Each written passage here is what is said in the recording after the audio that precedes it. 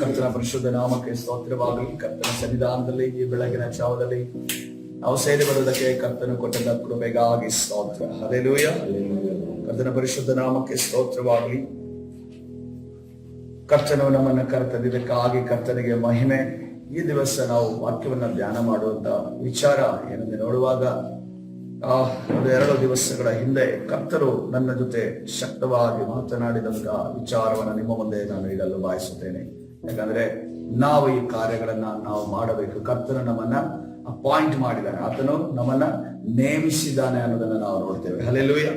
ಯಾಕಂದ್ರೆ ನಾನು ವಿಚಾರವಾಗಿ ಕರ್ತನ ವಾಕ್ಯದ ವಿಚಾರವಾಗಿ ಧ್ಯಾನ ಮಾಡುತ್ತಿರುವಂತಹ ಸಂದರ್ಭದಲ್ಲಿ, ಸತ್ಯವೇದವನ್ನು ಓದುತ್ತಿರುವಂತಹ ಸಂದರ್ಭದಲ್ಲಿ ಕರ್ತನು ಕೊಟ್ಟಂತ ಒಂದು ವರ್ಡ್ ಏನಂತಂದ್ರೆ, ಶಬ್ದಗಳನ್ನ ದೇವರು ನನಗೆ ಕೊಟ್ಟರು. ಏನಂದ್ರೆ ನಾಕಿಂಗ್ ದ ಡೋರ್ ಅನ್ನೋ ಆ ಒಂದು ಶಬ್ದಗಳನ್ನ ನನಗೆ ಕೊಡಿ. ನಾಕಿಂಗ್ ದ ಡೋರ್, ನಾವು ಯಾವ ಒಂದು ಬಾಗಿಲನ್ನು ತಟ್ಟಬೇಕು, ಯಾವ ಬಾಗಿಲನ್ನು ತಟ್ಟಬೇಕು ಅಂತ ಅನ್ಬಿಟ್ಟು ಕೇಳುವಂತಹ ಸಂದರ್ಭದಲ್ಲಿ ನಾವು ಆತ್ಮಗಳ ಬಾಗಿಲು, ಹೃದಯದ ಬಾಗಿಲುಗಳನ್ನ ತಟ್ಟಬೇಕಾಗಿದೆ.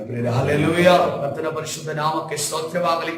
ನಾವು ಅನೇಕ ವಾಕ್ಯಗಳನ್ನ, ಪ್ರಕಟಣೆಗಳನ್ನ ನಾವು ಸೇವಿಸ್ತಾ ಇದ್ದೇವೆ.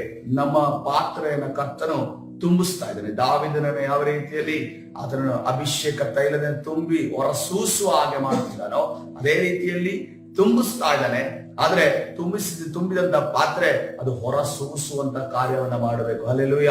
ಹೊರಸೂಸದೆ ಅದು ಇನ್ನೊಬ್ಬರಿಗೆ ಉಪಯೋಗವಾಗಲಿಲ್ಲ ಅಂತಂದ್ರೆ ಆ ಪಾತ್ರೆ ಯಾವ ಪ್ರಯೋಜನಕ್ಕೂ ಬಾರದು.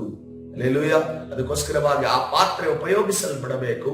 ಅಂದರೆ ಅದು ತುಂಬಲ್ಪಡಬೇಕು ಮತ್ತು ತುಂಬಿ ಹೊರಸೂಸುವಂತದ್ದು. ಯಾಕೆಂದ್ರೆ ಮತ್ತಾಯನ ಸುವಾರ್ತೆ 7ನೇ ಅಧ್ಯಾಯ 7ರಿಂದ 8 ವಚನಗಳನ್ನು ನಾವು ನೋಡುವಾಗ, ಮತ್ತಾಯನ ಸುವಾರ್ತೆ 7ನೇ ಅಧ್ಯಾಯ 7ರಿಂದ 8 ವಚನಗಳನ್ನು ನೋಡುವಾಗ ವಾಕ್ಯ ಈ ರೀತಿಯಲ್ಲಿ: ಬೇಡಿಕೊಳ್ಳಿರಿ, ನಿಮಗೆ ದೊರೆಯುವುದು; ಹುಡುಕಿರಿ, ನಿಮಗೆ ಸಿಕ್ಕುವುದು; ತಟ್ಟಿರಿ, ನಿಮಗೆ ತೆರೆಯುವುದು. ಯಾಕೆಂದರೆ ಬೇಡಿಕೊಳ್ಳುವ ಪ್ರತಿಯೊಬ್ಬನು ಹೊಂದುವನು, ಹುಡುಕುವವನಿಗೆ ಸಿಕ್ಕುವುದು, ತಟ್ಟುವವನಿಗೆ ತೆರೆಯುವುದು. ಹಲ್ಲೆಲೂಯ. ಕರ್ತನ ಪರಿಶುದ್ಧ ನಾಮಕ್ಕೆ ಸ್ತೋತ್ರವಾಗಲಿ. ನಾವು ಬಾಗಿಲುಗಳನ್ನ ತಟ್ಟುವಾಗ ಅದು ತೆರೆಯಲ್ಪಡುತ್ತದೆ ಅನ್ನೋದನ್ನ ಕರ್ತನು ವಾಗ್ದಾನ ಮಾಡಿದ್ದಾನೆ. ಹಲ್ಲೆಲೂಯ. ಕರ್ತನ ಪರಿಶುದ್ಧ ನಾಮಕ್ಕೆ ಸ್ತೋತ್ರವಾಗಲಿ. ಇವತ್ತಿನ ದಿವಸ ನಮ್ಮ ಪರಿಸ್ಥಿತಿಗಳು ಏನೇ ಇರಬಹುದು, ನಮ್ಮ ಪರಿಸ್ಥಿತಿಗಳು ಕಷ್ಟಕರವಾಗಿರಬಹುದು, ಸಂತೋಷವಾಗಿರಬಹುದು, ಸಮಾಧಾನಕರ ಆಗಿರಬಹುದು. ಇವತ್ತು ನಾವು ಸಂತೋಷದಿಂದ ಇರಬಹುದು. ಯಾವುದೇ ಪರಿಸ್ಥಿತಿಯಲ್ಲಿ ಇದ್ದರೂ ಕೂಡ ಕರ್ತನು ನಮಗೆ ಒಂದು ಕೆಲಸವನ್ನ ನೇಮಿಸಿದ್ದಾನೆ. ಏನು ನೋಡುವಾಗ ನಾವು ಆತ್ಮಗಳ ಹೃದಯವನ್ನ ತಟ್ಟಬೇಕಾಗಿದೆ. ಹಲ್ಲೆಲೂಯ. ಆತನ ಸಹಾಯದಿಂದ ನಾವು ದೇವರ ವಿಷಯವನ್ನ ತಿಳಿಯದೇ ಇರುವವರ, ಯೇಸು ಕ್ರಿಸ್ತನ ವಿಚಾರವಾಗಿ ತಿಳಿಯದೇ ಇರುವವರ ಬಳಿಗೆ ಹೋಗಿ ನಾವು ಅವರ ಹೃದಯದ ಬಾಗಿಲುಗಳನ್ನ ತಟ್ಟಬೇಕಾಗಿದೆ. ಹಲ್ಲೆಲೂಯ. ಯಾಕಂದ್ರೆ ಕರ್ತನು ತಾನೇ, ನಾನು ಹೃದಯದ ಬಾಗಿಲನ್ನ ತಟ್ಟುತ್ತಾ ಇದ್ದೀನಿ, ಯಾರು ಬಾಗಿಲನ್ನು ತೆರೆಯುತ್ತಾರೋ ನಾನು ಒಳಗಡೆ ಬಂದು ಆತನ ಜೊತೆ ಊಟ ಮಾಡುತ್ತೇನೆ. ಹಲ್ಲೆಲೂಯ. ನಮಗೆ ಸಿಕ್ಕಿರುವಂತಹ ಸಮಾಧಾನವನ್ನ, ನಮಗೆ ಒಂದು ಕ್ರೈಸ್ತ ಜೀವಿತ ಎಂದರೆ ನೋಡುವಾಗ ನಾವು ಕಣ್ಣಿಗೆ ಕಾಣುವಂತೆ ನೋಡಿದೆ. ಅವರೇನಂತಂದ್ರೆ, ತಾವು ಸಮಾಧಾನದಿಂದಿದ್ರೆ, ತಾವು ಸಮೃದ್ಧಿಯಾಗಿರೋ ಸುಮ್ಮನೆ ಕೂರುವವರಿಲ್ಲ, ಅವರು ಇನ್ನೊಬ್ಬರಿಗೆ ಅದನ್ನು ಹೊರಸೂಸುವಂತೆ ಸಹಾಯ ಮಾಡುವವರಾಗಿದ್ದಾರೆ. ಅಥವಾ ಅವರು ಇನ್ನೊಬ್ಬರಿಗೆ ನೀನು ಒಳ್ಳೆಯವನಾಗು, ಒಳ್ಳೆ ಜೀವನ ಮಾಡು ಅನ್ನೋ ರೀತಿಯಲ್ಲಿ ಹೇಳುವವರಾಗಿದ್ದೇವೆ. ಅದಕ್ಕಿಂತ ಹೆಚ್ಚಿನದಾಗಿ ನಾವು ಆತ್ಮಿಕವಾಗಿ ದಿನಮಾನದಲ್ಲಿ ನಾವು ಬೆಳೀತಾ ಇದ್ದೇವೆ. ಬೆಳೆದಂತ ಅವರು ಯಾವಾಗ ಮೆಚುರಿಟಿ ಅನ್ನೋದು ಯಾವಾಗ ಬರ್ತೇವೆ, ಯಾವಾಗ ಪ್ರಬುದ್ಧತೆ ಅನ್ನೋದು ಯಾವಾಗ ಬರ್ತದೆ ನೋಡುವಾಗ, ನಾವು ಯಾವಾಗ ಟೀಚರ್ಸ್ ಆಗ್ತೀವಿ, ಯಾವಾಗ ನಾವು ಟೀಚರ್ಸ್ ಆಗ್ತೀವಿ ಆವಾಗಲೇ ನಾವು ಪ್ರಬುದ್ಧರಾಗಿದ್ದೀವಿ. ಇಲ್ಲಂತಂದ್ರೆ ನೋಡಿ, ಕೆಲವು ಸ್ಟೂಡೆಂಟ್ಸ್ ಅಲ್ಲಿ ಮ್ಯಾಥ್ಸ್ ಚೆನ್ನಾಗಿ ಓದೋದಕ್ಕೆ ಅವರಿಗೆ ಬರೋದಿಲ್ಲ. ಆದ್ರೆ ಇನ್ನೊಬ್ಬರು ಬಂದು ಆ ಒಂದು ಓದದೇ ಇರುವಂತ ವ್ಯಕ್ತಿ ಇನ್ನೊಬ್ಬರ ಚೆನ್ನಾಗಿ ತಿಳಿದವನ ಹತ್ರ ಕೇಳುವಾಗ, ಅವನು ಕೇಳುವಂತ ಸಂದರ್ಭದಲ್ಲಿ ಆ ವ್ಯಕ್ತಿ ಹೇಳಿಕೊಟ್ರೆ ಅವನು ಉದಾರ ಮನಸ್ಸುಳ್ಳವನಾಗಿದ್ದಾನೆ, ಅವನಿಗೆ ಕಲಿಸುವಂತ ಒಂದು ಪ್ರಬುದ್ಧತೆ ಅವನಿಗಿದೆ, ಕಲಿಸುವಂತ ಅವನ ಒಂದು ತಲಾಂತ ಇದೆ ಅಂತ ಅರ್ಥ. ಆದ್ರೆ ಕೆಲವರು ಏನ್ ಮಾಡ್ತಾರೆ, ಏನನ್ನೂ ಹೇಳ್ಕೊಡೋದಿಲ್ಲ. ಅವರು ತಮ್ಮದನ್ನ ತಾವು ಮಾತ್ರ ಮಾಡೋದು, ಮಾತ್ರ ಓದೋದು. ಈ ರೀತಿಯ ಸ್ವಾರ್ಥಿಗಳು ಕೂಡ ನಾವು ನಮ್ಮ ಜೀವಿತದಲ್ಲಿ, ಎಜುಕೇಶನ್ ಲೈಫ್ ಅಲ್ಲಿ ನಾವು ನೋಡಿದ್ದೇವೆ. ಇದೇ ರೀತಿಯಲ್ಲಿ ನಮ್ಮ ಒಂದು ಕೌಟುಂಬಿಕ ಜೀವಿತದಲ್ಲಿ ಕೂಡ ಅಷ್ಟೇ, ಏನಾದರೂ ಇದ್ರೆ ಅವರು ತಮಗೆ, ತನ್ನ ಮಕ್ಕಳಿಗೆ, ತನ್ನ ಕುಟುಂಬಕ್ಕೆ ಅನ್ನೋ ರೀತಿಯಲ್ಲಿ ಜೀವಿಸುವವರಿದ್ದಾರೆ. ಆದ್ರೆ ನಾವು ಕ್ರೈಸ್ತರಾಗಿ, ನಾವು ಕ್ರಿಸ್ತನ ಹೆಜ್ಜೆಯನ್ನು ಜೀವಿಸುವವರಾಗಿ ನಾವು ಆಗಿರಕೂಡದು, ನಾವು ಕೊಡುವವರಾಗಿರಬೇಕು. ಹಲ್ಲೆಲೂಯ. ನಮ್ಮ ಸಮಾಧಾನ ಇನ್ನೊಬ್ಬರಿಗೂ ಇರಲಿ, ನಮಗೆ ಸಿಕ್ಕಿದಂತ ಸಮಾಧಾನ, ಸಂತೋಷ ಇನ್ನೊಬ್ಬರಿಗೂ ಇರಲಿ ಅನ್ನುವುದನ್ನ ಕಲಿಸಿಕೊಡುವವರು ಅಥವಾ ಕೊಡುವವರು ನಾವು ಆಗಿರಬೇಕು. ಹಲ್ಲೆಲೂಯಾ. ಯಾಕಂದ್ರೆ ನಾವು ಇತರರ ಬಾಗಿಲನ್ನ ತಟ್ಟುವಾಗ, ಇತರರ ಬಳಿಗೆ ಹೋಗಿ ಬಾಗಿಲನ್ನು ತಟ್ಟುವಾಗ, ಶುಭ ಸಮಾಚಾರವನ್ನು ತೆಗೆದುಕೊಳ್ಳುವಾಗ ದೇವರು ಅವರ ಹೃದಯದ ಬಾಗಿಲನ್ನ ತೆರೆಯುವಾತನಾಗಿದ್ದಾನೆ. Hallelujah, hallelujah. ಯಾಕಂದ್ರೆ ನೋಡ್ರಿ, ಇಲ್ಲಿ ನಿಂತು ಸುವಾರ್ತೆ ಸಾರೋದು ನಾವು ಸಾರ್ವತ್ರಿಕವಾಗಿ ಸಾರ್ತೇವೆ. ಆದ್ರೆ ಪ್ರಾಮುಖ್ಯವಾಗಿ ಯಾವುದು ಇಷ್ಟ ಗೊತ್ತ ನನಗೆ ಆಕ್ಚುಲ್ ಆಗಿ ಸಾರೋದಕ್ಕೆ, ಒಬ್ಬರನ್ನ ನಾವು ಆತ್ಮಿಕತೆಯಲ್ಲಿ ಬೆಳೆಸ್ತೇವಲ್ಲ, ಅದು ಬಹಳ ಇಂಟ್ರೆಸ್ಟಿಂಗ್ ಆಗಿರೋ ವಿಚಾರ. ಯಾಕಂತಂದ್ರೆ ಅದರಲ್ಲಿ ನಾವು ಅನೇಕ ಅನುಭವಗಳನ್ನ ನಾವು ಪಡ್ತೇವೆ. ನಮ್ಮಲ್ಲೂ ಕೂಡ ಅನೇಕ ತಪ್ಪುಗಳು ಕಾಣ ಬರ್ತದೆ, ಅನೇಕ ಎಕ್ಸ್ಪೀರಿಯನ್ಸ್ಗಳು ನಮಗೆ ಸಿಗ್ತಾ ಹೋಗ್ತವೆ. ಅನೇಕ ಗೊತ್ತಿಲ್ಲದಿರೋ, ನಾವು ಸತ್ಯವೇದದಲ್ಲಿ ಓದಿರೋದಿಲ್ಲ, ಎಲ್ಲೋ ಒಂದು ಕಡೆ ಕೇಳಿರೋದು, ಆದ್ರೆ ಆ ವಾಕ್ಯಗಳು ನಮ್ಮ ಒಳಗಡೆಯಿಂದ ಉಕ್ಕೋ ಹೊರತೆಯ ರೀತಿಯಲ್ಲಿ ಅವರನ್ನ ಬಲಪಡಿಸೋದಕ್ಕೆ ಪ್ರಾರಂಭಿಸಿದ. ಹಲ್ಲೆಲೂಯಾ. ಕರ್ತನ ಪರಿಶುದ್ಧ ನಾಮಕ್ಕೆ ಸ್ತೋತ್ರವಾಗಲಿ. ಅದಕ್ಕೋಸ್ಕರವಾಗಿ ಕರ್ತನೆ ಹೇಳ್ತಾ ಇದ್ದಾನೆ, ನಾವು ಬಾಗಿಲನ್ನ ತಟ್ಟಬೇಕಾಗಿದೆ. ಹಲ್ಲೆಲೂಯಾ. ಆತನು ತೆರೆಯುವಾತನಾಗಿದ್ದಾನೆ, ಅವರ ಹೃದಯಗಳನ್ನ ತನ್ನ ಕಡೆ ತಿರುಗಿಸಿಕೊಳ್ಳುವಾತನಾಗಿದ್ದಾನೆ. ಹಲ್ಲೆಲೂಯಾ.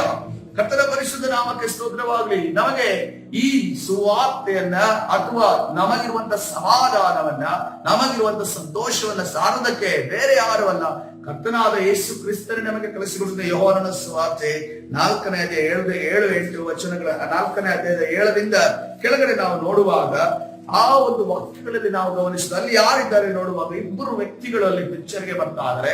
ಒಂದು ಯೇಸು ಕ್ರಿಸ್ತರು, ಅದೇ ರೀತಿಯಲ್ಲಿ ಒಬ್ಬ ಸಮಾರ್ಯದ ಸ್ತ್ರೀಯಲ್ಲಿ ನಾವು ನೋಡ್ತಾ ಇದ್ದೇವೆ. ಇಲ್ಲಿ ಯಹೂದ್ಯರಿಗೆ ಮಾತ್ರ ಕರ್ತನ ಸರ್ವಶಕ್ತನಾದ ದೇವರು ಯೆಹೋವನನ್ನು ಆರಾಧನೆ ಮಾಡುವಂತ ಒಂದು ಏನೋ ಅರ್ಹತೆ ಆಗಿರ್ಬೋದು, ಅಥವಾ ಅವರು ಮಾತ್ರ ಆರಾಧನೆ ಮಾಡಬೇಕು ಅನ್ನುವಂತ ಧರ್ಮಶಾಸ್ತ್ರ ಧರ್ಮ ಪ್ರಮಾಣ ಇರುವಾಗ, ಕರ್ತನಾದ ಯೇಸು ಇಲ್ಲಿ ಸಮಾರ್ಯದ ಒಂದು ಬಾರ್ಡರ್ಗೆ ಬಂದು, ಆ ಒಂದು ಇದು ಇಸ್ರೇಲ್ ಬಾರ್ಡರ್ಗೆ ಬಂದು ಆತನ ಸಮಾರ್ಯದ ಒಂದು ಸ್ತ್ರೀಗೆ ಸುವಾರ್ತೆಯನ್ನು ಸಾರದಕ್ಕೆ ಅದನ್ನ ಪ್ರಯತ್ನ ಪಡ್ತಾನೆ. ಅಲ್ಲಿ ವಾಕ್ಯವನ್ನು ನಾವು ನೋಡ್ತೇವೆ. ಆತನ ಶಿಷ್ಯರು ಊಟಕ್ಕೆ ಬೇಕಾದದನ್ನು ಕೊಂಡುಕೊಳ್ಳುವುದಕ್ಕಾಗಿ ಊರೊಳಗೆ ಹೋಗಿರಲು ಸಮಾರ್ಯದವಳಾದ ಒಬ್ಬ ಹೆಂಗಸು ನೀರು ಸೇದುವುದಕ್ಕೆ ಬಂದಳು. ಯೇಸು ಆಕೆಯನ್ನ, ಅಮ್ಮ, ನೀರು ಕುಡಿಯುವುದಕ್ಕೆ ಕೊಡು ಎಂದು ಕೇಳಿದನು. ಹಲ್ಲೆಲೂಯಾ. ಕರ್ತನ ಪರಿಶುದ್ಧ ನಾಮಕ್ಕೆ ಸ್ತೋತ್ರವಾಗಲಿ. ಕರ್ತನು ನೀರು ಕೇಳುವ ಮುಖಾಂತರವಾಗಿ ಸಮಾರ್ಯ ಸ್ತ್ರೀಯನ್ನ ಅಲ್ಲಿ ಮುಟ್ಟುತ್ತಿರುವುದನ್ನ, ಸಮಾರ್ಯ ಸ್ತ್ರೀಯನ್ನ ಅಲ್ಲಿ ಕೇಳುವುದಕ್ಕೆ, ಮಾತನಾಡುವುದಕ್ಕೆ ಬರುವುದನ್ನು ನಾವು ಗಮನಿಸುತ್ತೇವೆ.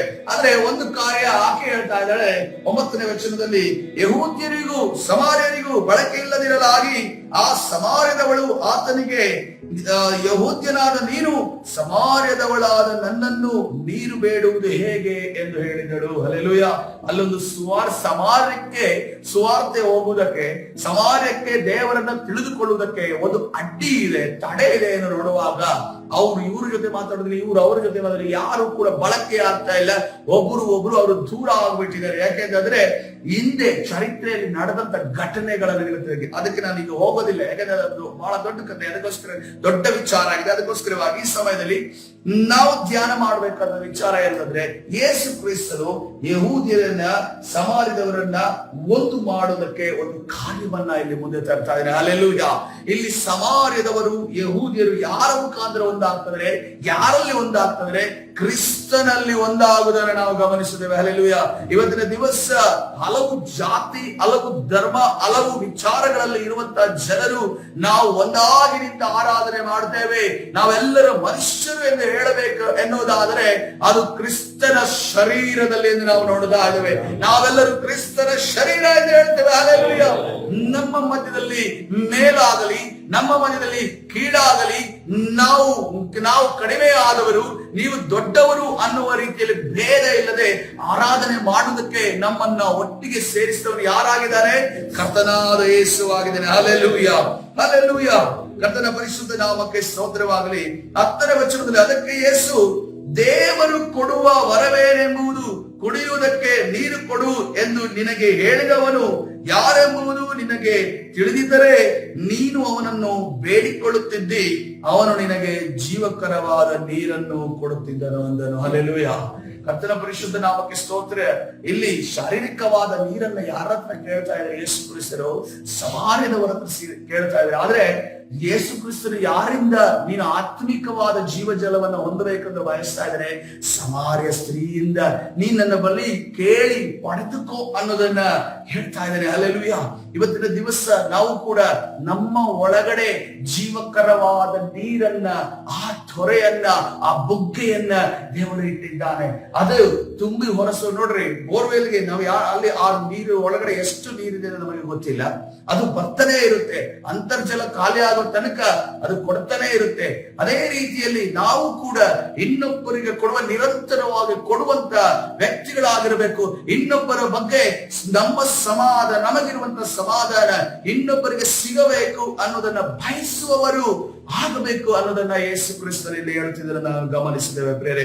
ಆತನ ಹೇಳ್ತಾ ಇದ್ದಾನೆ, ನನ್ನಲ್ಲಿ ಜೀವಕರವಾದ ಒಂದು ನೀರಿದೆ, ನಾವದನ್ನ ಕೊಡಬೇಕು, ನಾವು ಅದನ್ನ ಇನ್ನೊಬ್ಬರಿಗೆ ಕೊಡಬೇಕಾಗಿದೆ ಅನ್ನೋದನ್ನ ಕರ್ತನ ಹೇಳ್ತಾರೆ. ಆದ ನಂತರ 13ನೇ ವಚನದಲ್ಲಿ ಯೇಸು ಆಕೆಗೆ, ಈ ನೀರನ್ನು ಕುಡಿಯುವವರೆಲ್ಲರಿಗೆ ತಿರುಗಿ ನೀರಡಿಕೆ ಆಗುದು. ಅಂದ್ರೆ ಆಕೆ ಏನ್ ಹೇಳ್ತಾ ಇದ್ದಾಳೆ, ಯಾಕೋಬನ ಒಂದು ಬಾವಿಯಿಂದ ನಾನು ನೀರನ್ನು ತೆಗೆದುಕೊಂಡು ಹೋಗ್ತಿದ್ದೇನೆ ಎನ್ನುವಂತ ವಿಚಾರ ಹೇಳುವಂತ ಸಂದರ್ಭದಲ್ಲಿ ಯೇಸು ಕ್ರಿಸ್ತನ ಹೇಳ್ತಿದ್ದಾರೆ, ಈ ನೀರನ್ನು ಕುಡಿಯುವವರೆಲ್ಲರಿಗೆ ತಿರುಗಿ ನೀರಡಿಕೆ ಆಗ್ತದೆ. ನಾನು ಕೊಡುವ ನೀರನ್ನು ಕುಡಿದವನಿಗೆ ಎಂದಿಗೂ ನೀರಡಿಕೆ ಆಗುವುದಿಲ್ಲ.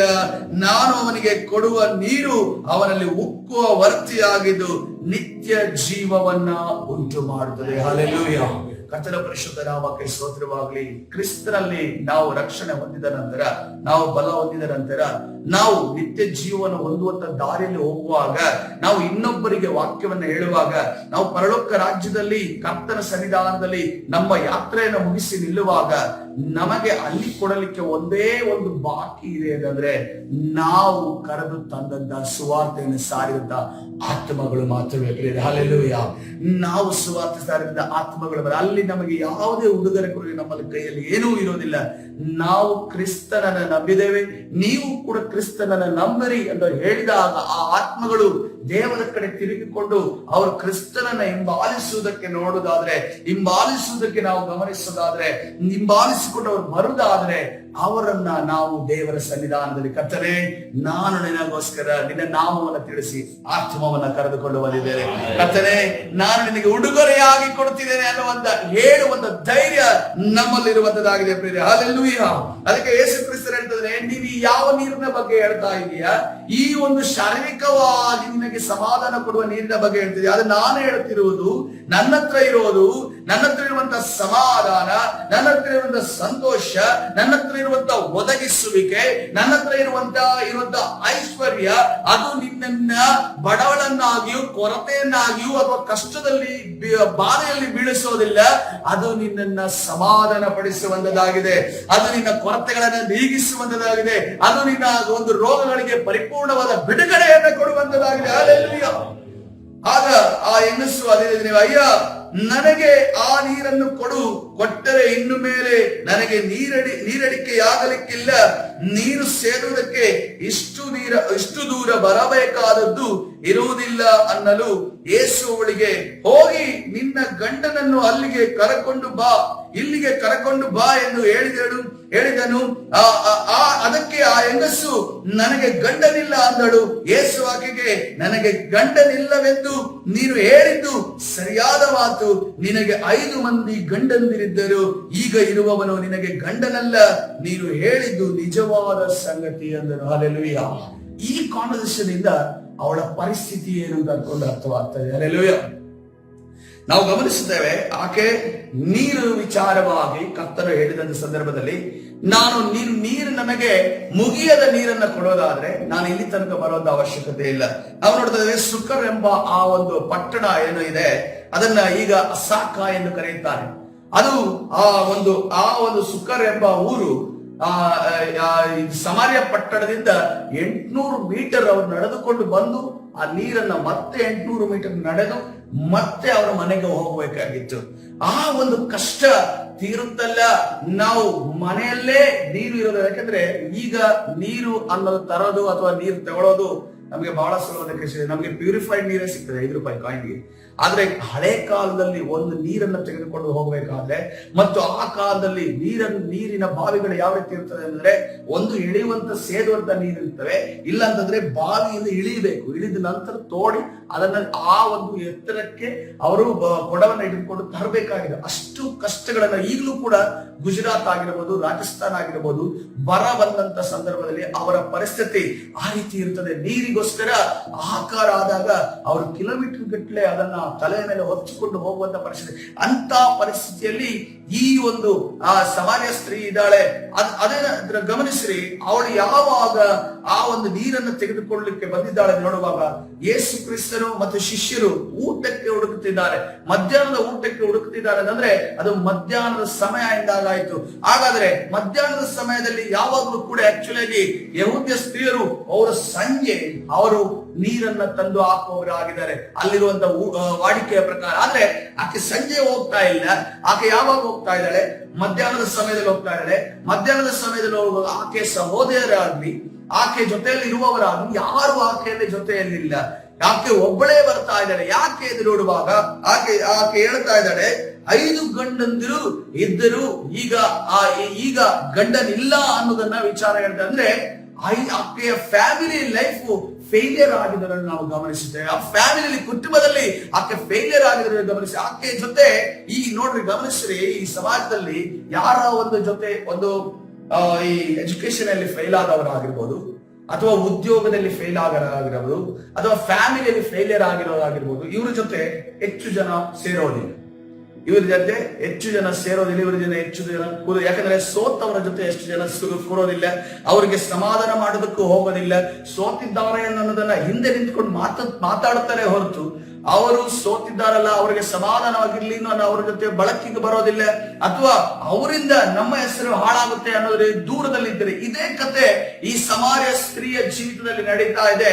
ಹೀಗೆ ಮಧ್ಯಾಹ್ನದ ಸಮಯದಲ್ಲಿ ಒಂಟಿಯಾಗಿ ನೀರನ್ನ ತೆಗೆದುಕೊಳ್ಳೋದಕ್ಕೋಸ್ಕರವಾಗಿ 800 ಮೀಟರ್ ನಡೆದುಕೊಂಡು ಬರ್ತಾ ಇದ್ದಾಳೆ. 800 ಮೀಟರ್ ನಡೆದುಕೊಂಡು ಮತ್ತೆ ತಿರುಗಿ ಮನೆಗೆ ಹೋಗ್ತಾ ಇದ್ದಾಳೆ. ಇಂಥ ಪರಿಸ್ಥಿತಿಯಲ್ಲಿರುವಂತಹ ಸಮಾರ್ಯ ಸ್ತ್ರೀಗೆ ಕರ್ತನಾದ ಯೇಸು ಆತನ ಶುಭ ಸಮಾಚಾರವನ್ನ ಕೊಡ್ತಾ ಇದ್ದಾನೆ. ಹಲ್ಲೆಲೂಯಾ. ನಿನ್ನ ಜೊತೆ ಇವತ್ತಿನ ದಿವಸ ನಿನಗೆ ಒಂದು ಆಶ್ರಯವನ್ನು ಕೊಡುವುದಕ್ಕೆ ಯಾರು ಇಲ್ಲದೇ ಇರಬಹುದು, ಆದ್ರೆ ನಿನ್ನ ದೇವರು ನಿನ್ನನ್ನು ನೋಡಿದ್ದಾನೆ ಅನ್ನೋದನ್ನ ಕರ್ತನು ಹೇಳಿದ್ದಾನೆ. ಹಲ್ಲೆಲೂಯಾ. ನೀ ಒಂದು ಸಮಾಧಾನವನ್ನು ಕೊಡುವುದಕ್ಕೆ ನಿನ್ನ ಕುಟುಂಬದಲ್ಲಿ ಏನು ಕದಡಿ ಹೋಗಿದೆ, ಸೈತಾನನು ನಿನ್ನ ಕುಟುಂಬವನ್ನ ಹಾಳು ಮಾಡಿದ್ದಾನೆ.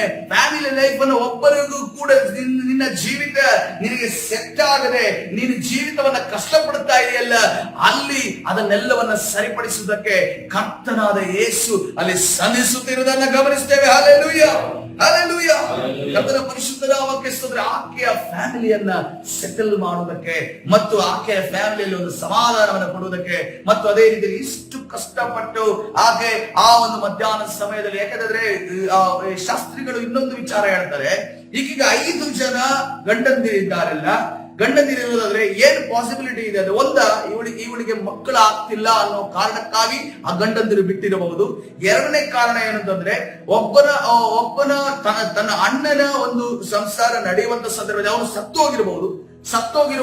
ಆ ನಂತರ ಅವರ ತಮ್ಮಂದಿರು ಮದುವೆ ಆಗಿರ್ಬೋದು, ಹಾಗೆ 5 ಜನ ಮದುವೆ ಆಗಿರ್ಬೋದು ಅಂತ ಶಾಸ್ತ್ರಿಗಳು ಹೇಳ್ತಾರೆ. ಇಲ್ಲ ಅಂತಂದ್ರೆ ಆ ಒಂದು ಅಣ್ಣನ ಜೊತೆ ಮಕ್ಕಳು ಆಗದಿರುವ ನಿಮಿತ್ತವಾಗಿ ಆ ಮಕ್ಕಳು ಆಗಬೇಕು ಅಂತ ಅನ್ಕೊಂಡು ಉಳಿದ 4 ಜನರ ಜೊತೆ ಮದುವೆ ಆಗಿದ್ದಾಳೆ ಅನ್ನೋದನ್ನ ಶಾಸ್ತ್ರಿಗಳು ಹೇಳ್ತಾರೆ. ಅಲ್ಲಿ ಕೂಡ ಆಕೆ ಯಾವುದೇ ಫಲವನ್ನ ಕಂಡಿಲ್ಲ. ಯಾಕಂದ್ರೆ ಒಂದು ವೇಳೆ ಮಕ್ಕಳು ಚಿಕ್ಕ ಮಕ್ಕಳು ಇದ್ದಿದ್ರೆ ಖಂಡಿತವಾಗಿ ನೀರು ತಗೊಂಡು ಹೋಗುವುದಕ್ಕೆ ಅವುಗಳ ಜೊತೆಯಲ್ಲಿ ಬರುತ್ತಿದ್ವು. ಆದ್ರೆ ಇಲ್ಲಿ ಬರುವಂತ ಕಾರ್ಯದಲ್ಲಿ ನಡೀತಾ ಇಲ್ಲ. ಗಂಡಂದಿರ ವಿಚಾರವಾಗಿ ಮಾತ್ರ ನಡೀತಾ ಇದೆ, ಮಕ್ಕಳ ವಿಚಾರವಾಗಿ ಯೇಸು ಕ್ರಿಸ್ತನೇನನ್ನು ಕೇಳ್ತಾ ಇಲ್ಲ. ಟೋಟಲಿ ಆಗಿ ಈಕೆ ಒಂದು ಮಧ್ಯ ವಯಸ್ಸಿನಲ್ಲಿ ಈಕೆ ತಲುಪಿರುವಾಗ ತನ್ನ ಜೀವಿತದಲ್ಲಿ ಜಿಗುಪ್ಸೆಯನ್ನ ಕಾಣ್ತಾ ಇದ್ದಾಳೆ. ಈ ಜಿಗುಪ್ಸೆಯನ್ನ ಕಾಣುವಂತ ಸಮಯದಲ್ಲಿ ಯೇಸು ಕ್ರಿಸ್ತನಲ್ಲಿ ಆಕೆಯನ್ನ ಸಲ್ಲಿಸುವುದಕ್ಕೆ ಬರ್ತಿದ್ದಾನೆ. ಹಲ್ಲೆಲೂಯಾ. ತನ್ನ ಶುಭ ಸುವಾರ್ತೆಯನ್ನು ಹೇಳುವುದಕ್ಕೆ ಬರ್ತಿದ್ದಾನೆ. ಬೇರೆ ನಮ್ಮ ಪರಿಸ್ಥಿತಿಗಳು ಏನೇ ಇದ್ರೂ ಕೂಡ ಕರ್ತನಾದ ಯೇಸು ನಮ್ಮ ಎಲ್ಲವನ್ನ ನಾವು ಆತನು ನೋಡುವ ಆತನಾಗಿದ್ದಾನೆ. ಆತನು ಆ ಒಂದು ಸ್ಥಳಕ್ಕೆ ಬಂದು ಆತನು ತನ್ನ ಶುಭ ಸಮಾಚಾರವನ್ನು ತಿಳಿಸುತ್ತಿದ್ದಾನೆ. ಮತ್ತು ಅದು ಇನ್ನೊಂದು ಕಾರ್ಯ ಏನ್ ಮಾಡ್ತಾ ಇದ್ದಾನೆ ಅಂತಂದ್ರೆ, ನಾವು ಸುವಾರ್ತೆಯನ್ನು ಸಾರುವಾಗ ಕೆಲವು ಬಾರಿ ನೋಡ್ರಿ ನಮ್ಮ ಬಾಯಲ್ಲಿ ಬರುವಂತ ಮಾತುಗಳು ಅದು ಬಹಳ ಸೂಪರ್ ನ್ಯಾಚುರಲ್ ಆಗಿರುತ್ತದೆ, ಅಸಾಮಾನ್ಯವಾಗಿರುತ್ತದೆ. ನಮ್ಮ ಮುಂದೆ ಕೂತವರ ಭವಿಷ್ಯವನ್ನ, ನಮ್ಮ ಮುಂದೆ ಕೂತರ ಪರಿಸ್ಥಿತಿಯನ್ನ ತಿಳಿಸುವಂತ, ನೀವು ಹೇಳ್ದಾಗೆ ನಡೀತಾ ಇದೆ ಅಂತ ಹೇಳ್ತಾರೆ ಅವರು. ನೀವು ಹೇಳ್ದಂಗೆ ನಡೀತಾ ಇದೆ, ಇವತ್ತು ಬೆಳಿಗ್ಗೆನೆ ಹಂಗಾಯ್ತು, ನಿನ್ನೆನೆ ಹಂಗಾಯ್ತು. ಯಾಕಂದ್ರೆ ದೇವರು ನಿಮ್ಮ ಬಾಯಿಯನ್ನು ಉಪಯೋಗಿಸಿಕೊಂಡು ಮಾತನಾಡುವ ಆತನಾಗಿದ್ದಾನೆ. ಯಾಕೆಂದ್ರೆ ಇಲ್ಲಿ ಯೇಸು ಕ್ರಿಸ್ತನು ಕೂಡ ಅದೇ ರೀತಿಯಲ್ಲಿ ಒಂದು ಪ್ರವಾದನೆಯ ರೀತಿಯಲ್ಲಿ ನಿನಗೆ 6ನೆಯ ಗಂಡನು ಇಲ್ಲ ಅನ್ನೋದನ್ನ ಪ್ರವಾದನೆಯ ರೀತಿಯಲ್ಲಿ ಹೇಳುವುದನ್ನು ನಾವು ಗಮನಿಸುತ್ತೇವೆ. ಆಗ 19ನೇ ವಚನದಲ್ಲಿ ಆ ಹೆಂಗಸು ಆತನಿಗೆ, ಅಯ್ಯ, ನೀನು ಪ್ರವಾದಿಯನ್ನು ನನಗೆ ಕಾಣುತ್ತದೆ ಎಂದನ್ನ ಆಕೆ ಹೇಳ್ತಾಳೆ. 26ನೇ ವಚನ, ಯೇಸು ಆಕೆಗೆ, ನಿನ್ನ ಸಂಗಡ ಮಾತನಾಡುತ್ತಿರುವ ನಾನೇ ಆ ಮೆಸ್ಸಿಯನು ಎಂದು ಹೇಳಿದನು. ಹಲ್ಲೆಲೂಯಾ. ತಾನೇ ಮೆಸ್ಸಿಯನೆಂದು ಕರ್ತನು ಆಕೆಯ ಮುಂದೆ ಘೋಷಿಸುವುದನ್ನು ನಾವು ನೋಡುತ್ತೇವೆ. ಹಲ್ಲೆಲೂಯಾ. ಅದೇ ರೀತಿಯಲ್ಲಿ 29ನೇ ವಚನದಲ್ಲಿ ಅಲ್ಲಿ ಒಬ್ಬನಿಗೆ ಈ ರೀತಿ ಎಲ್ಲ ಮಾತುಕತೆ ನಡೆಯುತ್ತೆ, ಈ ರೀತಿ ಎಲ್ಲ ತಿಳಿದುಕೊಳ್ತಾಳೆ. ಇವಳಿಗೆ ಯೇಸು ಕ್ರಿಸ್ತನ ಹತ್ರ ಮಾತಾಡ್ತಾ ಸಮಾಧಾನ, ಅದೇ ರೀತಿಯಲ್ಲಿ ಸಂತೋಷ ಫೀಲ್ ಆಗ್ತಾ ಇದೆ. ಏನೋ ಒಂದು ಏನಂತ ಹೇಳಿದರೆ ಆ ಒಂದು ಕಬ್ಬಿಣದ ಕಡೆ ಯಾವ ರೀತಿಯಲ್ಲಿ ಆಯಸ್ಕಂತ ಆಕರ್ಷಣೆ ಆಗುತ್ತೋ ಅದೇ ರೀತಿಯಲ್ಲಿ ಯೇಸು ಕ್ರಿಸ್ತನ ಮಾತುಗಳ ಎಡೆಗೆ ಆಕರ್ಷಣೆ ಆಗುವುದನ್ನು ನಾವು ಗಮನಿಸುತ್ತೇವೆ. ಗಮನಿಸೋದ್ರಲ್ಲಿ ಅಲ್ಲಿ ಆಕೆ ತನ್ನ ಊರಿಗೆ, ತನ್ನ ಹಳ್ಳಿಗೆ ಹೋಗಿ ಹೇಳ್ತಾ ಇದ್ದಾಳೆ, ಅಲ್ಲಿ ಒಬ್ಬನಿದ್ದಾನೆ, ನಾನು ಇದುವರೆಗೆ ಮಾಡಿದ್ದನ್ನೆಲ್ಲ ನನಗೆ ಹೇಳಿದನು, ಬಂದು ಅವನನ್ನು ನೋಡಿರಿ, ಬರತಕ್ಕ ಕ್ರಿಸ್ತನು ಅವನೇನು ಎಂದು ಹೇಳಲು ಆತನ ಬಳಿಗೆ ಬರುವುದಕ್ಕೆ ಊರೊಳಗಿಂದ ಹೊರಟರು. ಹಲ್ಲೆಲೂಯಾ. ಅದರ ಪರಿಶುದ್ಧ ನಾಮಕ್ಕೆ ಸ್ತೋತ್ರ. ಅಲ್ಲಿ ನಾವು ಗಮನಿಸ್ತೇವೆ, ಸಮಾರ್ಯ ಸ್ತ್ರೀಯ ಜೊತೆ ಮಾತನಾಡೋದನ್ನ ಮಾತ್ರ ನೋಡ್ತಾ ಇದ್ದೇವೆ. ಆದ್ರೆ ಯೇಸು ಕ್ರಿಸ್ತನು ಅಲ್ಲಿ ಸಮಾರ್ಯ ಸ್ತ್ರೀಯ ಹೃದಯದ ಬಾಗಿಲನ್ನು ತಟ್ಟಿದ್ದು ಮಾತ್ರವಲ್ಲ, ಇಡೀ ಸಮಾರ್ಯದಲ್ಲಿರುವಂತ ಒಂದು ಹಳ್ಳಿಯನ್ನ ದೇವರು ಮುಟ್ಟುತ್ತಾ ಇದ್ದಾರೆ. ಹಳ್ಳಿಯನ್ನ ದೇವರು ಅವರ ಹೃದಯದ ಬಾಗಿಲುಗಳನ್ನ ತಟ್ಟುತ್ತಿರುವುದನ್ನು ನಾವು ಗಮನಿಸ್ತೇವೆ. ಹಲ್ಲೆಲೂಯಾ. ಕರ್ತನ ಪರಿಶುದ್ಧ ನಾಮಕ್ಕೆ ಸ್ತೋತ್ರವಾಗಿ. ನಾವು ಯಾವಾಗ ಸುವಾರ್ತೆಯನ್ನು ಸಾರ್ತೇವೋ, ನಾವು ದೇವರ ವಾಕ್ಯವನ್ನು ಯಾರಿಗೂ ಹಂಚ್ತೇವೋ, ನಾವು ಒಬ್ಬರಿಗೆ ಸಾರೋರೆಲ್ಲ, ಅವರ ಹಿಂದೆ ಅನೇಕ ಆ ಶಾಪಗಳಲ್ಲಿ ಬಿದ್ದವರು ಮತ್ತು ಕಷ್ಟದಲ್ಲಿ ಬಿದ್ದವರು, ನೋವಿನಲ್ಲಿ ಬಿದ್ದವರು ಅನೇಕ ಜನರು. ಒಂದು ಲೈನ್ ಇರುತ್ತೆ, ನಾವು ಒಬ್ಬರಿಗೆ ಸಾರ್ತೇವೆ. ನೀವು ಗಮನಿಸಿರಿ, ನಿಮ್ಮ ಜೀವಿತದಲ್ಲಿ ಕೂಡ ಒಬ್ಬರಿಗೆ ಸುವಾರ್ತೆ ಸಾರಲ್ಪಟ್ಟಿರುತ್ತೆ, ಅವರ ಹಿಂದೆ ಅನೇಕ ಜನರು ದೇವರನ್ನ ಕಂಡುಕೊಳ್ಳುವವರಾಗಿರುತ್ತಾರೆ. ಹಲ್ಲೆಲೂಯಾ. ಕರ್ತನ ಪರಿಶುದ್ಧ. ಅದಕ್ಕೋಸ್ಕರವಾಗಿ ಕೀರ್ತನೆಯಲ್ಲಿ ನಾವು ಯಾರನ್ನಾದರೂ ನೆನಪಿನಲ್ಲಿಟ್ಟುಕೊಂಡು, ಕರ್ತನೆ, ಇವರನ್ನು ನೀನು ಶುದ್ಧೀಕರಿಸು, ಇವರಿಗೆ ಯೇಸು ಕ್ರಿಸ್ತನ ಹೆಸರುಗಳು ತಿಳಿಯಲ್ಪಡಲಿ, ಸಮಾಧಾನ ತಿಳಿಯಲ್ಪಡಲಿ ಎಂದು ನಾವು ಕೇಳಿಕೊಳ್ಳುವುದಾದ್ರೆ 145ನೇ ವಚನ, 155ನೇ ಅಧ್ಯಾಯ 18ರಿಂದ 19 ವಚನವನ್ನು ನೋಡುವಾಗ, ಕೀರ್ತನೆಗಳು 145ನೇ ಅಧ್ಯಾಯ 18ರಿಂದ 19 ವಚನಗಳನ್ನು ನೋಡುವಾಗ, ಯೆಹೋವನಿಗೆ ಮೊರೆ ಇಡುವವರು ಯಥಾರ್ಥವಾಗಿ ಮೊರೆ ಇಡುವವರಾದರೆ ಆತನು ಹತ್ತಿರವಾಗಿಯೇ ಇದ್ದಾನೆ. ಹಲ್ಲೆಲೂಯಾ. ತನ್ನಲ್ಲಿ ಭಯಭಕ್ತಿ ಉಳ್ಳವರ ಇಷ್ಟವನ್ನು ನೆರವೇರಿಸುತ್ತಾನೆ, ಅವರ ಕೂಗನ್ನು ಕೇಳಿ ರಕ್ಷಿಸುತ್ತಾನೆ. ಹಲ್ಲೆಲೂಯಾ.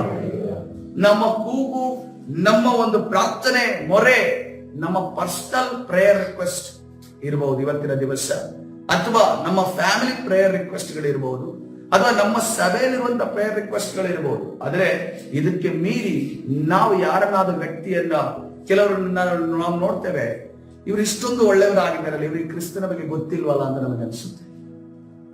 ಇಷ್ಟೊಂದು ಒಳ್ಳೆ ಕಾರ್ಯಗಳನ್ನ ಮಾಡ್ತಾರಲ್ಲ, ಇವರಿಗೆ ಕ್ರಿಸ್ತನ ಬಗ್ಗೆ ಗೊತ್ತಿಲ್ಲ. ಯಾಕಂದ್ರೆ ಕ್ರಿಸ್ತನನ್ನ ತಿಳಿಯದೆ ಯಾರು ಕೂಡ ಏನೇ ನೀತಿ ಕಾರ್ಯಗಳನ್ನು ಮಾಡಿದ್ರು ಕೂಡ ಅವರ ಪರಲೋಕ ರಾಜ್ಯಕ್ಕೆ ಪ್ರವೇಶಿಸಲು ಸಾಧ್ಯವಿಲ್ಲ. ಹಲ್ಲೆಲೂಯಾ. ಯಾಕಂದ್ರೆ ನಾವು ಬೈಬಲ್ ಸ್ಟಡಿಯಲ್ಲಿ ಏನ್ ಕಲಿತಿದ್ವಿ, ಮ್ಯಾಥ್ಯೂ 5ನೇ ಅಧ್ಯಾಯದಲ್ಲಿ ಇರುವಂತ ಎಲ್ಲಾ ಕಾರ್ಯಗಳನ್ನ ಯೇಸು ಕ್ರಿಸ್ತನ ತಿಳಿಯದೆ ಮಾಡಿರುವಂತ ವ್ಯಕ್ತಿ ಪರಲೋಕಕ್ಕೆ ಹೋಗ್ತಾನ ಅಂತ ಅನ್ಕೊಂಡು ಹೇಳಿದ ಪ್ರಶ್ನೆಗೆ, ಅವನಿಗೆ ಎಂದಿಗೂ ಕೂಡ ಪರಲೋಕ ಹೋಗೋದಿಲ್ಲ. ಅವನು ಯೇಸು ಕ್ರಿಸ್ತನನ್ನ ತನ್ನ ಸ್ವಂತ ರಕ್ಷಕನಾಗಿ ಅಂಗೀಕರಿಸಿದನು ಮಾತ್ರವೇ ಆತನು ನೀತಿ ಕಾರ್ಯಗಳನ್ನು ಮಾಡಿದ್ರೆ ಅದನ್ನು ಆ ಪರಲೋಕ ಹೋಗ್ತಾನೆ ಎಂದು ನಾವು ನೋಡ್ತಾ ಇದ್ದೇವೆ. ಹಲ್ಲೆಲೂಯಾ. ಕರ್ತನ ಪರಿಶುದ್ಧ ನಾಮಕ್ಕೆ ಸ್ತೋತ್ರವಾಗಲಿ. ಅದಕ್ಕೋಸ್ಕರವಾಗಿ ದೇವರು ನಮಗೊಂದು ವಾಗ್ದಾನವನ್ನ, ಆ ಒಂದು ಆಜ್ಞೆಯನ್ನು ಕೊಟ್ಟಿದ್ದಾನೆ. ಮತ್ತಾಯನ ಸುವಾರ್ತೆ 28ನೇ ಅಧ್ಯಾಯ 19ರಿಂದ 20 ವಚನಗಳು. ಮತ್ತಾಯನ ಸುವಾರ್ತೆ 28ನೇ ಅಧ್ಯಾಯ 19ರಿಂದ 20 ವಚನಗಳು. ಆದ್ದರಿಂದ ನೀವು ಹೊರಟು ಹೋಗಿ ಎಲ್ಲಾ ದೇಶಗಳ ಜನರನ್ನು ಶಿಷ್ಯರನ್ನಾಗಿ ಮಾಡಿರಿ, ಅವರಿಗೆ ತಂದೆಯ, ಮಗನ, ಪವಿತ್ರಾತ್ಮನ ಹೆಸರಿನಲ್ಲಿ ದೀಕ್ಷಾ ಸ್ನಾನ ಮಾಡಿಸಿ, ನಾನು ನಿಮಗೆ ಆಜ್ಞಾಪಿಸಿದ್ದನ್ನೆಲ್ಲ ಕಾಪಾಡಿಕೊಳ್ಳುವುದಕ್ಕೆ ಅವರಿಗೆ ಉಪದೇಶ ಮಾಡಿರಿ. ನೋಡಿರಿ, ನಾನು ಯುಗದ ಸಮಾಪ್ತಿಯವರೆಗೂ ಎಲ್ಲಾ ದಿವಸ ನಿಮ್ಮ ಸಂಗಡ ಇರುತ್ತೇನೆ. ಹಲ್ಲೆಲೂಯಾ. ಕರ್ತನ ಪರಿಶುದ್ಧ ನಾಮಕ್ಕೆ ಸ್ತೋತ್ರವಾಗಲಿ. ನಮಗೊಂದು ಆಜ್ಞೆಯನ್ನ ದೇವರಿಗೆ ಕೊಡುತ್ತಿದ್ದಾನೆ. ನೀವು ಯುಗದ ಅಂತ್ಯದವರೆಗೂ ಎಲ್ಲಿ ಹೋಗ್ಬೇಕು? ಸುವಾರ್ತೆಯನ್ನ ಸಾರುವವರಾಗಬೇಕು. ಅವರನ್ನ ಯೇಸುವಿನ ಶಿಷ್ಯರನ್ನಾಗಿ ಮಾಡ್ಬೇಕು. ಅಲ್ಲೊಂದು ಸಮಸ್ಯೆ ಆಗುತ್ತೆ. ಏನಂತಂದ್ರೆ ಎಲ್ಲರೂ ಸುವಾರ್ತೆಯನ್ನು ಸಾರುತ್ತಾರೆ, ಯೇಸುವಿನ ಶಿಷ್ಯರನ್ನಾಗಿ ಮಾಡೋದಿಲ್ಲ, ತನ್ನ ಶಿಷ್ಯರನ್ನಾಗಿ ಮಾಡ್ತಾರೆ. ತನ್ನ ಶಿಷ್ಯರನ್ನಾಗಿ ಮಾಡ್ರಿ ಅನ್ಕೊಂಡು ಕರ್ತನ ಹೇಳಿಲ್ಲ, ಅವರನ್ನ ಯೇಸುವಿನ ಶಿಷ್ಯರನ್ನಾಗಿ ಮಾಡಬೇಕು. ಯೇಸುವಿನ ಶಿಷ್ಯರನ್ನಾಗಿ ಮಾಡಿದವ ಮಾತ್ರ ಅವನು ಸ್ಥಿರವಾಗಿ ನಿಲ್ತಾನೆ. ಅವನ ಮಧ್ಯದಲ್ಲಿ ವಾಲಾಡೋದಿಲ್ಲ, ನಂಬಿಕೆಯಲ್ಲಿ ಅವನು ಬೀಳೋದಿಲ್ಲ. ಅವರನ್ನ ಯೇಸುವಿನ ಶಿಷ್ಯರನ್ನಾಗಿ ಮಾಡಿದ್ರೆ ಮಾತ್ರ ಅದರಲ್ಲಿ ನಂಬಿಕೆ ಸ್ಥಿರವಾಗಿರುತ್ತದೆ. ನಮ್ಮ ಶಿಷ್ಯರಾಗಿ ಮಾಡಿದ್ರೆ, ಯಾಕಂತಂದ್ರೆ ಅವನು ನಮ್ಮನ್ನೇ ನೋಡ್ತಾ ಇರ್ತಾನೆ. ನಾನು ಯಾವ ಆಜ್ಞೆಗಳನ್ನು ನಡೆಯುವುದು ಅವನು ನಡೆಯೋದಿಲ್ಲ, ನಾವು ಯಾವ ಆಜ್ಞೆಗಳನ್ನು ನಡೀತೀವಿ ಅದನ್ನು ನಡೀತಾ ಇರ್ತಾನೆ. ಒಂದು ದಿವಸ ಅವನಿಗೆ ಶೋಧನೆ ಬರುತ್ತೆ. ಶೋಧನೆ ಬರುವಂತ ಸಂದರ್ಭದಲ್ಲಿ ನಮ್ಮನ್ನ ನೋಡಿರೋದ್ರಿಂದ, ಅದನ್ನ ನಮ್ಮನ್ನು ನೋಡಿದ ಅವನು ಒಂದು ದಿವಸ ಬಿದ್ದು ಹೋಗ್ತಾನೆ. ಆದ್ರೆ ಯೇಸು ಕ್ರಿಸ್ತನನ್ನು ನೋಡೋದಾದ್ರೆ ಆತನಿಗೆ ಶೋಧನೆ ಬರುವಾಗ, ಆ ಶಿಲುಬೆಯ ಪಾಡನ್ನು ನೋಡುವಾಗ, ನನ್ನ ಸ್ವಾಮಿ ನನಗಿಂತಲೂ ಹೆಚ್ಚಿನ ಪಾಡನ್ನು ಅನುಭವಿಸ್ತಾನೆ, ಇದು ಏನು ಅಲ್ಲ, ನಾನು ಇದನ್ನು ಹೋರಾಡಿ ಜಯಿಸಬಹುದು ಎನ್ನುವುದನ್ನು ಹೋರಾಡುವವನಾಗಿರ್ತಾನೆ. ಹಲ್ಲೆಲೂಯಾ. ಅದಕ್ಕೋಸ್ಕರವಾಗಿ ಆತನ ಹೇಳ್ತಿರೋದು, ಕರ್ತನಾದ ಯೇಸು ಏನ್ ಹೇಳ್ತಿರೋದು, ನಮ್ಮ ಶಿಷ್ಯರನ್ನಾಗಿ ಮಾಡಿ ಅಂತ ಅನ್ಕೊಂಡು ಹೇಳ್ತಾರೆ. ಯಾಕಂದ್ರೆ ನಾವು ಪ್ರಾರಂಭದಲ್ಲಿ ಯೋಹಾನನ ದೀಕ್ಷಾಸ್ನಾನ ಕೊಡ್ತಿರುವಾಗ ಯಾರು ಶಿಷ್ಯರಾಗಿದ್ರೆ ಎಲ್ಲರೂ ಕೂಡ ಯೋಹಾನನ ಶಿಷ್ಯರಾಗಿದ್ರು. ಆದ್ರೆ ದೇವರು ಅವರನ್ನ ಎಲ್ಲರನ್ನ ಯಾರ ಕಡೆ ಡೈವರ್ಟ್ ಮಾಡಿದ್ರು, ನೀವು ಯೋಹಾನನ ಶಿಷ್ಯರಲ್ಲಪ್ಪ, ಒಬ್ಬನೇ ಒಬ್ಬ ಗುರು ಇರೋದು, ಅದರ ಯೇಸು ಆಗಿದ್ದಾನೆ, ಆತನ ಶಿಷ್ಯರು ನೀವು ಆಗಬೇಕು. ಅದಕ್ಕೋಸ್ಕರವಾಗಿ ಎಲ್ಲ ಯೋಹಾನನ ಪರದಲ್ಲಿದ್ದಂತಹ ಶಿಷ್ಯರೆಲ್ಲರೂ ಕೂಡ ಯೇಸುವಿನ ಶಿಷ್ಯರು ಆದರೆಂದು ನಾವು ಗಮನಿಸಿದ್ದೇವೆ. ನಾವು ಕೆಲವು ಬಾರಿ ನಾವು ಸುವಾರ್ತೆ ಸಾರುವಾಗ ತಪ್ಪು ಮಾಡೋದು ಇದೇನೆ. ನಾವು ನಮ್ಮ ಶಿಷ್ಯರಾಗಿ ಮಾಡಿಸ್ತೇವೆ, ನಮ್ಮ ಮಾತು ಕೇಳೋದು ಮಾಡ್ತೀವಿ. ನಾವು ಅವರಿಗೆ ಬೈಬಲ್ ಪರಿಚಯ ಮಾಡಿದ್ರೆ ಬಂತು, ಇಲ್ಲ ಆಜ್ಞೆ ಪರಿಚಯ ಮಾಡಿದ್ರೆ ಬಂತು. ಆದ್ರೆ ನಾವು ಯಾರ ಶಿಷ್ಯರಾಗಿ ಮಾಡಬೇಕು? ಯೇಸುವಿನ ಶಿಷ್ಯರಾಗಿ ಮಾಡಬೇಕು. ಹಲ್ಲೆಲೂಯಾ. ಇವತ್ತಿನ ದಿವಸ ಪ್ರಿಯರೇ, ಕರ್ತನು ನಮಗೆ ಆಜ್ಞೆಯನ್ನು ಕೊಟ್ಟಿದ್ದಾನೆ. ನೀವು ಹೊರಟು ಹೋಗಿ ಎಲ್ಲಾ ದೇಶಗಳ ಜನರನ್ನು ಶಿಷ್ಯರನ್ನಾಗಿ ಮಾಡಿರಿ. ಎಲ್ಲಾ ದೇಶಗಳ ಜನರು ಅಂದಾಗ ಈಗಲೇ ನಾವು ಪಾಸ್ಪೋರ್ಟ್ ಮಾಡಿ ಫ್ಲೈಟ್ ಅಲ್ಲಿ ಹೋಗಿ ಹೊರಗಡೆ ಹೋಗಿ, ಯಾಕಂದ್ರೆ ಈಗಿಂದ ಸುವಾರ್ತಿಕರದು, ಆ ವರ್ಷಿಪ್ ಲೀಡರ್ಸ್ ಅವರದು, ಸೇವಕರದು, ಅಪೊಸ್ತಲರದು, ಪ್ರವಾದಿಗಳದ್ದು ಮೆಂಟಾಲಿಟಿ ರೀತಿಯಾಗಿದೆ. ಏನಂತಂದ್ರೆ ಇಲ್ಲಿ ಡೈರೆಕ್ಟ್ ಆಗಿ ತಗೊಂಡು ಬಿಡ್ತಾರೆ. ನೀವು ಹೊರಟು ಹೋಗಿ ಎಲ್ಲಾ ದೇಶಗಳ ಜನರನ್ನು ಶಿಷ್ಯರನ್ನಾಗಿ ಮಾಡಿರಿ. ಈ ಹಾಸನ ಪಟ್ಟಣದಲ್ಲೇ ಈ ರಕ್ಷಣೆ ಹೊಂದಿರುವಂತ 19 ಲಕ್ಷ ಜನ, ಅವರಿಗೆ ಯೇಸು ಕ್ರಿಸ್ತನ ಬಗ್ಗೆ ಗೊತ್ತಿಲ್ಲ, ಸಮಾಧಾನ ಅಂದ್ರೆ ಏನಂದು ಗೊತ್ತಿಲ್ಲ, ತಪ್ಪು ಯಾವುದು ಸರಿ ಯಾವುದು ಗೊತ್ತಿಲ್ಲ, ನಾನು ತಪ್ಪನ್ನು ಮಾಡಿದ್ರೆ ನಾಳೆ ದಿವಸ ನನ್ನ ಫ್ಯಾಮಿಲಿ ಕಷ್ಟ ಅನುಭವಿಸ್ತದೆ ಗೊತ್ತಿಲ್ಲ, ಶಾಪಗಳು ಅವರ ಮೇಲೆ ಬೀಳುತ್ತವೆಂದು ಗೊತ್ತಿಲ್ಲ. ಇವತ್ತಿನ ದಿವಸ ಅವರಿಗೆ ನಾವು ತಿಳಿಸಬೇಕಾಗಿದೆ. ಅದಕ್ಕೋಸ್ಕರವಾಗಿ ನಾವು ದೇಶಾಂತರ ಹೋಗೋದು ಬೇಡ. ಇಲ್ಲೇ ಭಾರತ ದೇಶದಲ್ಲಿ ಜನರಿದ್ದಾರೆ. ಭಾರತ ದೇಶದಲ್ಲಿ ಜನರು ಇದ್ದು ಅವರನ್ನ ರಕ್ಷಣೆ ಮಾಡುವುದಕ್ಕೆ, ಕ್ರಿಸ್ತನನ್ನ ಕಂಡುಕೊಳ್ಳುವುದಕ್ಕೆ ನಾವು ನಿಲ್ಲುವವರಾಗೋಣ. ಹಲ್ಲೆಲೂಯಾ. ಕರ್ತನ ಪರಿಶುದ್ಧ ನಾಮಕ್ಕೆ ಸ್ತೋತ್ರ. ಇವತ್ತಿನ ದಿವಸದಿಂದ ಪ್ರಿಯರೇ, ನಮ್ಮ ಸಹೋದ್ಯೋಗಿಗಳಾಗಿರ್ಬೋದು, ನಮ್ಮ ಕುಟುಂಬಸ್ಥರಾಗಿರ್ಬೋದು, ಅಥವಾ ನಾವು ದ್ವೇಷಿಸುವಂತ ಶತ್ರುಗಳೇ ಆಗಿರಬಹುದು, ಅವರನ್ನ ಕ್ಷಮಿಸಿ ನಾವು ಅವರಿಗೆ ಸುವಾರ್ತೆಯನ್ನ ಸಾರೋದಕ್ಕೆ ನಮಗೆ ಅವಕಾಶ ಸಿಗುವಾಗ, ನಾವು ಅವರಿಗೆ ಸಮಾಧಾನದ ವಾಕ್ಯವನ್ನು ಕೊಡುವಾಗ, ಕರ್ತನು ದೊಡ್ಡ ಕಾರ್ಯವನ್ನ ನಮ್ಮ ಜೀವಿತದಲ್ಲಿ ಮಾಡುವ ಆತನಾಗಿದ್ದಾನೆ. ಹಲ್ಲೆಲೂಯಾ. ನಾವು ಯಾವಾಗ ಕರ್ತನ ಕಾರ್ಯವನ್ನ ಮಾಡ್ತೇವೋ, ಕರ್ತನು ಆ ಒಂದು ವಿಚಾರವನ್ನ ಸುಮ್ಮನೆ ಬಿಡುವವನಲ್ಲ, ಆದರೂ ನಮ್ಮ ಎಲ್ಲ ಕೊರತೆಗಳನ್ನ ನೀಗಿಸುವ ಆತನಾಗಿದ್ದಾನೆ. ನಮಗೆ ಬಿಡುಗಡೆಯನ್ನ ಕೊಡುವ ಆತನಾಗಿದ್ದಾನೆ. ಬಲ ನಂಬಿಗಸ್ತನಾದ ಹಾಡು. ಯಾಕಂತಂದ್ರೆ ನೋಡ್ರಿ, ಈಗ ನಾವು ಯಾರಾದ್ರೂ ಒಂದು ದೊಡ್ಡ ವ್ಯಕ್ತಿಯ ಫ್ರೆಂಡ್ಸ್ ಆದ್ರೆ, ಒಂದು ಸ್ನೇಹಿತ ಆಗಿರೋದಾದ್ರೆ, ಈಗ ತಗೊಳ್ರಿ CM ಅವರು ಸಿದ್ದರಾಮಯ್ಯ ಅವರ ಫ್ರೆಂಡ್ ಆಗಿರೋದಾದ್ರೆ, ನಾವು ಏನಾದ್ರೂ ಒಂದು ಅವರ ಕೆಲಸಗಳನ್ನ ಮಾಡ್ಕೊಟ್ಟಿದ್ದಾಗ ಅವರ ಮನಸ್ಸಿನಲ್ಲಿ ಯಾವತ್ತೂ ಕೂಡ ಒಂದು ಕಾರ್ಯ ನೆನಪಿರುತ್ತದೆ. ಯಾಕಂತಂದ್ರೆ ನಾವು ಸತ್ಯವೇದದಲ್ಲಿ ನಾವು ನೋಡ್ತಾ ಇದ್ದೇವೆ, ಯಾರು ಈ ಮೊರ್ದೆಕೈ ಆ ಒಂದು ರಾಜನಿಗೆ ಒಂದು ಸಹಾಯವನ್ನ ಮಾಡಿರ್ತಾನೆ, ದೇವರು ಒಂದು ರಾತ್ರಿಯಲ್ಲಿ ಆತನಿಗೆ ನೆನಪಿಸಿ, ನಾನು ಒಬ್ಬ ಮೊರ್ದೆಕೈ ಅನ್ನೋ ವ್ಯಕ್ತಿಗೆ ಅವನು ಈ ರೀತಿ ನನಗೆ ಸಹಾಯ ಮಾಡಿದ್ನಲ್ಲ, ಅವನಿಗೆ ಏನೂ ಮಾಡಿಲ್ವಲ್ಲ ಅಂತ ಅನ್ಕೊಂಡು ವಿಚಾರ ಬಂದಾಗ ಅವನಿಗೆ ಘನಮಾನವನ್ನ ಸಲ್ಲಿಸುವುದಕ್ಕೋಸ್ಕರ ಒಂದು ನಿರ್ಧಾರ ಮಾಡಲಾಯಿತು ಎಂದು ನಾವು ನೋಡ್ತೇವೆ. ಅದೇ ರೀತಿಯಲ್ಲಿ ಅದೇ ಪ್ರೀತಿಯಲ್ಲಿ ನಮಗೂ ಕೂಡ ಕರ್ತನು ಘನಮಾನವನ್ನ ಕೊಡುವ ಆತನಾಗಿದ್ದಾನೆ. ಹಲ್ಲೆಲೂಯ. ನಮಗೆ ಘನಮಾನವನ್ನು ಕೊಡಬೇಕು ಅಂತ ಕಲಿಸಿದವನು ಆತನು ಘನಮಾನ ಮಾಡೋದಿಲ್ವಾ? ಅದನ್ನ ಖಂಡಿತವಾಗಿ ಮಾಡುವ ಆತನಾಗಿದ್ದಾನೆ. ಹಲ್ಲೆಲೂಯ. ಅದಕ್ಕೋಸ್ಕರವಾಗಿ ನೀವು ಹೊರಟು ಹೋಗಿ ಎಲ್ಲಾ ದೇಶಗಳ ಜನರನ್ನು ಶಿಷ್ಯರನ್ನಾಗಿ, ಯಾರ ಶಿಷ್ಯರನ್ನಾಗಿ? ಯೇಸುವಿನ ಶಿಷ್ಯರನ್ನಾಗಿ, ಅವರಿಗೆ ತಂದೆಯ ಮಗನ ಪವಿತ್ರಾತ್ಮನ ಹೆಸರಿನಲ್ಲಿ ದೀಕ್ಷಾಸ್ನಾನ ಮಾಡಿಸಿ ನಾನು ನಿಮಗೆ ಆಜ್ಞಾಪಿಸಿದ್ದನ್ನೆಲ್ಲ ಕಾಪಾಡಿಕೊಳ್ಳುವುದಕ್ಕೆ ಅವರಿಗೆ ಉಪದೇಶ ಮಾಡಿರಿ.